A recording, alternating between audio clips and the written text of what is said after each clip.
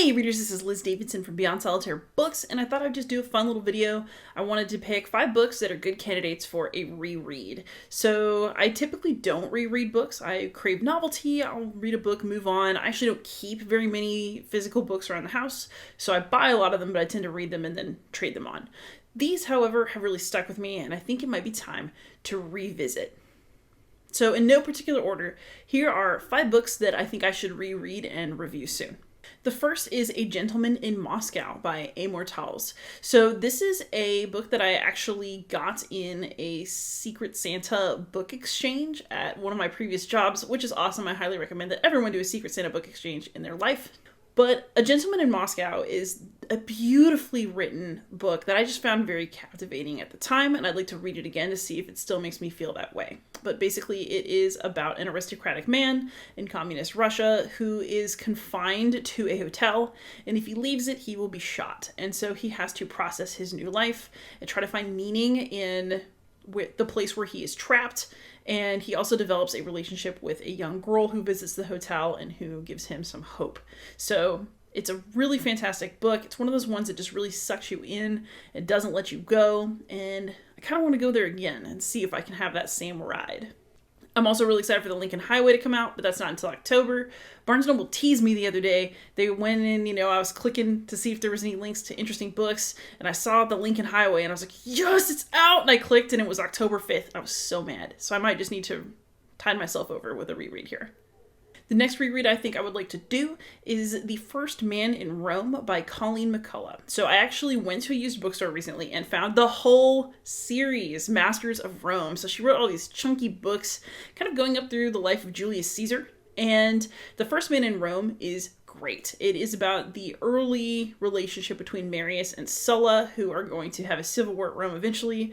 But there's no sign of that in the first book. There is, however, plenty of drama and complication, and I just thought it was a really nice piece of historical fiction about Rome. So now that I've got the whole series, I think I should reread that one for starters, and then just chug through. Those books are really chunky though, so it's a commitment. I gotta be ready. But that is a great candidate for a reread. My next big candidate for a reread is a book I read back in grad school. I just checked my old Goodreads account. I read it in 2012, and I think it's time for a reread. It's called Memoirs of a Gnostic Dwarf.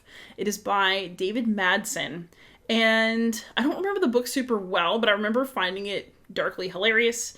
And I actually found the review that I wrote of it on my old Goodreads account from 2012. So just let me read this to you. You can see why I want to reread it. All right, so this is 2012 Liz reading, all right? This is a fantastic read unless you have a low tolerance for filth. The story begins with a detailed description of Pope Leo X's sore and leaking anus, and it only gets better from there. Pepe, the self-described Gnostic dwarf, is a wry and clever narrator who will take you from profundity to puerility within the same sentence. His memoirs are partially a deep contemplation of the hideousness of this world as experienced by a man trapped in a monstrous body, hideousness that leads Pepe to become a practitioner of Gnosticism and an unrepentant heretic. These ponderings are balanced by Pepe's incisive commentary on the events that take place around him, including freak shows, aberrant sex acts, and the decidedly unholy farts of the Pope. The book is also packed with delicious GRE-level words such as pasquinade, ochlocratic, and quiddity, which will enable you to feel intelligent while reading about all sorts of abominations. As Pepe himself notes, prurience is one of life's great equalizers. So, if 2012 me liked it that much, I think that 2021 me definitely needs to revisit this one. My fourth candidate for a reread is a piece of Middle Eastern fiction. It's Azazil by Youssef Ziden, and this book was one that I read when I was in Egypt. I was part of the excavation of an ancient monastery, so it made perfect sense at the time to read a book about a monk who might be having some demon encounters. And this was a super controversial book in Egypt. I remember carrying the English translation of it with me into a pharmacy to pick something up on an errand and being told that I should not read it, which of course just made me love it more. So I think it deserves a revisit. My PhD is in ancient Christianity. I'm really into monk stories, and this one is one that seems to have really captured both an ancient attitude, which I'd like to reassess, and then modern interest.